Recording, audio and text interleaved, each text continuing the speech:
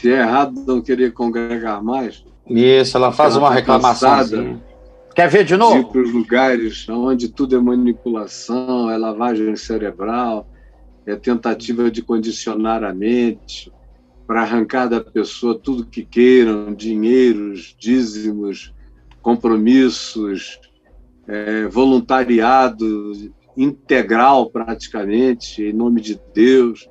A pessoa tem que largar família, filhos, trabalhar menos para poder servir aquele cara que não paga nada para ninguém, mas recebe o dízimo de todo mundo e ainda tem trabalho voluntário gratuito que custaria milhões se ele fosse pagar, e a pessoa não quer mais frequentar esse lugar. Demorou, minha filha. Demorou, meu amorzinho. Por favor, procura, tem tanto lugarzinho bom. Aqui, olha, se você entrar no portal Caio Fábio, ali onde está escrito Caminho, Caminho da Graça, Caminho, lá no portal Caio Fábio, ali em cima está Caminho. Clicou aí no Caminho, você vê todos os lugares no Brasil onde tem reuniões do Caminho da Graça, estações do Caminho, grupos do Caminho, e os seus mentores, e onde eles estão reunidos. Com quem você tem que falar, é um telefonema e você chega lá. Procure um lugar desse, que onde você não vai ser explorada jamais. Eu garanto a vocês, se alguém explorar você, se alguém aí pregar qualquer mensagem diferente da que você me ouve pregar, fale comigo que eu vou em cima. Pode falar.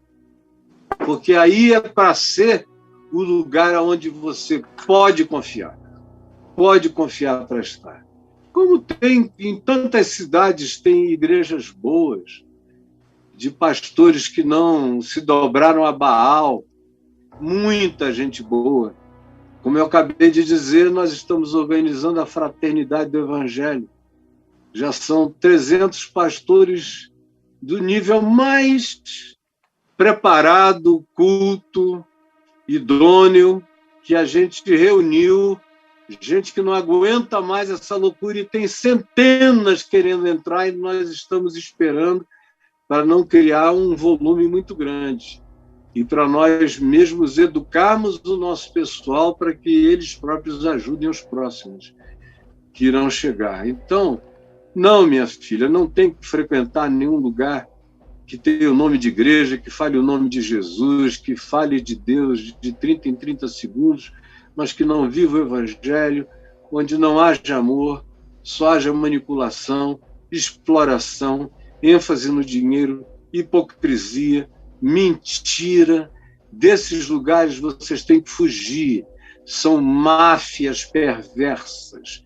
São as piores máfias, porque são praticadas, vividas e exercem a sua manipulação em nome de Jesus contra alminhas tolas que vão se deixando ludibriar por essa mentirada que até o diabo fica perplexo do quanto se mente em nome de Deus. Mas e aí? É isso aí. Caião, eu amo muito o seu trabalho, tá? Obrigado por tudo. Amém. Qual a diferença entre andar guiado pelo Espírito e tomar decisões de forma racional? Porque Jesus tomava decisões por si, não dependia de revelações. Não é isso, Caio? Eu também. Eu ando no Espírito. Andar no Espírito Santo é andar obedientemente ao Evangelho. Não é andar assim, ó. Fala, deixa eu ver. Revelativo. Vai a vibração. Daqui é maior, daqui é maior, daqui é maior. É dessa pedra aqui que está vendo. Fala. Eu estou sentindo. Eu estou andando no Espírito. Não, isso é coisa de gente insana e que inventaram isso. Paulo mesmo disse que isso era coisa de doido ficar assim. Ele diz lá em 1 Coríntios 14, praticando isso, sendo assim, desse jeito, com essas línguas doidas, com essas profecias malucas, com essa gritaria, onde tem gente que fala absurdos de Deus e de Jesus, e vocês dizem amém. Quem quer que passe na porta vai dizer que vocês estão loucos, que vocês são malucos e perturbados, é o que Paulo diz.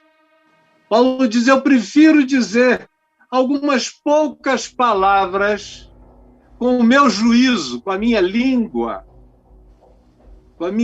máter, poucas palavras, do que falar milhares de palavras em outras línguas que ninguém entende e que não trazem edificação para ninguém.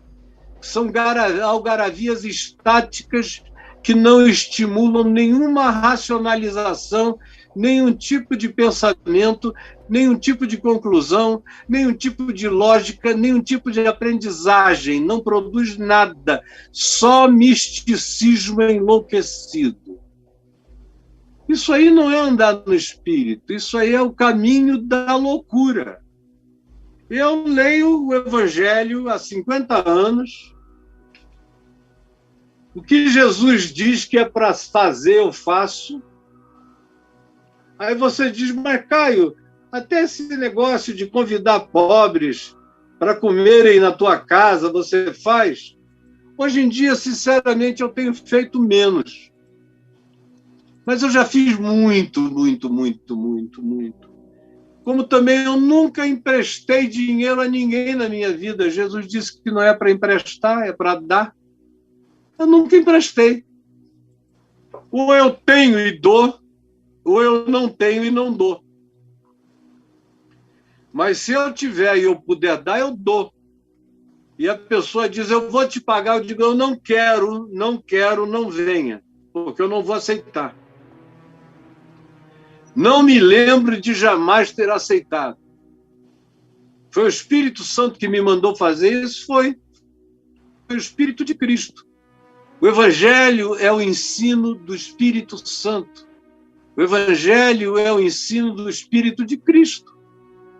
Eu decido conforme a mente de Cristo. A mente de Cristo é de acordo com os parâmetros, com as lógicas do Evangelho, com os significados, com os sentidos, com as direções, com os nortes do Evangelho, com os pontos cardeais do Evangelho, com as referências do Evangelho. Isso é andar no Espírito. Seguir a Jesus é andar no Espírito. Obedecer o que ele ensinou é andar no Espírito. Agora, se você não obedece o que ele ensinou, você pode andar oleandares, cântares, baracaias, liandares, liandares, labracraias, e é apenas um doido. Porque andar no Espírito é amar. O fruto do Espírito Santo é o fruto. Quem anda no Espírito dá o fruto do Espírito. Qual é o fruto do Espírito? É amor, que é prático, não é romântico, é amor, é decisão. Tudo que é fruto do Espírito é escolha de caráter. Amor, alegria. Eu escolho ser alegre. Eu escolho ter bom humor. Amor, alegria, paz. Eu escolho a paz. Aonde estão me convidando para arenga, para briga, para discussão, eu estou fora.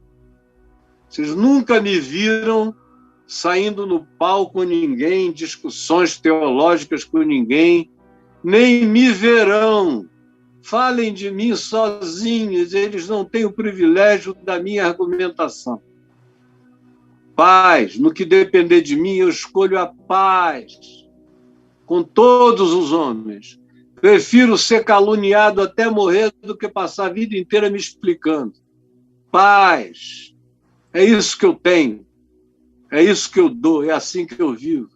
Amor, alegria, paz, bondade, longanimidade, que essa capacidade de estender a bondade, a misericórdia, a boa atitude, com perseverança proativa, com o coração cheio de fidelidade. Fidelidade é fruto do Espírito. Uma pessoa que é infiel, que é desleal, não anda no Espírito Santo, não conhece o Espírito Santo. Lealdade, fidelidade, mansidão. O cara que anda no Espírito Santo se controla, não perde a cabeça, não sai por aí gritando, falando esses palavrões do ódio. Meu Deus, eu ouço muito palavrão. Desnecessários, todo palavrão é desnecessário. Mas tem uns palavrões que, conquanto sejam desnecessários, eles não vêm carregados com a energia do ódio, da raiva. Mas a maioria dos palavrões que eu ouço vem carregados de ódio. Aquele filho da... que o cara solta aquilo com ódio. Eu queria enfiar isso aqui no cu dele. Cara, é tanto ódio que eu fico olhando e digo, meu Deus, o que está acontecendo? E os crentes, vai ver comentário de crente em rede social, são todos cheios de maldade, de linguagem torpe, é gente tosca, bruta. Então, não, ninguém tem que viver isso, andar no Espírito, ser guiado pelo Espírito, seguir a Jesus é dar o fruto do Espírito. Amor, alegria, paz, bondade, longanimidade, fidelidade, mansidão, domínio próprio. Essas são as coisas que quem pratica se torna irrepreensível na vida. É só viver assim. As pessoas vão repercutindo isso no YouTube, entendeu? Então, assim, eu queria voltar, assim, fazer essa repercussão exatamente para você assinar, né, o que você está falando. Por exemplo, você falou o cara falando aqui porque Jesus tomava decisões por si e não dependia de revelações, você falou sobre isso. Aí a pessoa pergunta assim, Caio, então você acredita em profetas dentro da igreja? Quase não. Uhum. Eu acredito em profecias sinceras. E acredito em alguns profetas sinceros, e as profecias deles têm que estar de acordo com o que Jesus ensinou. Não existe profecia de Deus que ensine contra o espírito do que Jesus ensinou. Então, eu conheço muito poucos profetas. Eu conheci no curso desses 50 anos de ministério pouquíssimos profetas, talvez 5. 5. E, normalmente, eles não se intitulam profetas, eles não se apresentam assim, eles não têm nenhum trejeito de tremeliques e de qualquer coisa, eles são discretos e eles não se oferecem para profetizar. São as principais marcas. E eles só falam a palavra segundo o Espírito ensinado pelo Evangelho de Cristo. Aí eu conheci pouca gente. Mas no curso da História da Igreja, quando eu estou falando de História da Igreja, é do Pentecostes para cá. Inclusive passando pelo processo de cristianização no século IV com Constantino. De lá para cá, quase todos os movimentos de natureza pentecostal acabaram em grandes confusões. Foi assim no fim do primeiro século, foi assim no segundo século, foi assim no terceiro século, foi assim no quarto século, foi assim no quinto século. Em cada século teve algum movimento de natureza pentecostal que acabou em falsas profecias, em adventismos marcando a volta de Jesus. E aí, quando a gente chegou depois da Reforma Protestante, começou a haver uma onda de escatologismo muito grande da parte dos protestantes. Então, o Papa era o anticristo, o Apocalipse tinha começado, o Papa era o anticristo, assentado no trono de Deus, na Basílica de São Pedro. A peste negra era a realização do Apocalipse. O cavalo branco que queria hegemonia tinha sido o cristianismo católico romano, que tinha gerado, por causa disso, guerras, e as guerras tinham produzido pestes, e as pestes tinham trazido mortes. Os 4 cavaleiros estavam disparados na Idade Média. Aí deu uma arrefecida nisso um pouquinho, aí a gente tem Renascença, Iluminismo, diminuem um pouco isso. Quando o Iluminismo começa a dar lugar à expansão do crescimento da Igreja nos Estados Unidos, nas colônias americanas, antes dos Estados Unidos da América, começa um grande surto de natureza puritano-pentecostal. Grande surto. Acabou em morte, em fogueira, em apedrejamento, em forca, em tudo que vocês não querem nem imaginar, porque não querem nem ler, nem aprender o que está acontecendo hoje, quanto mais para trás.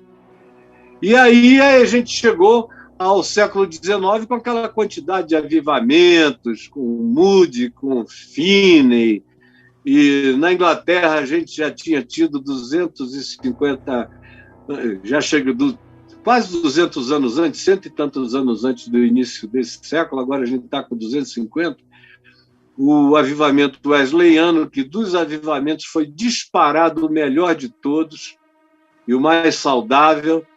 Aí surgiram outros, de Finney, que era um avivamento muito neurótico, muito culposo, angustioso, a meu ver, era mentalmente enfermiço. O avivamento de Finney, o de Jonathan Edwards, era um avivamento profundamente neurótico, paranoico, angustioso, culposo, dos tipos mais extremos.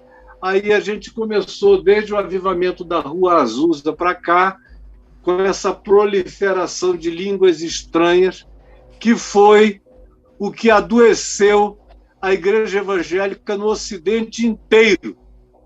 Antes ela podia ser acusada de fria, de sorveteriana, de batistaca, de não sei o quê, de luterana gelada, disso e daquilo, mas tinha um mínimo de sobriedade teológica.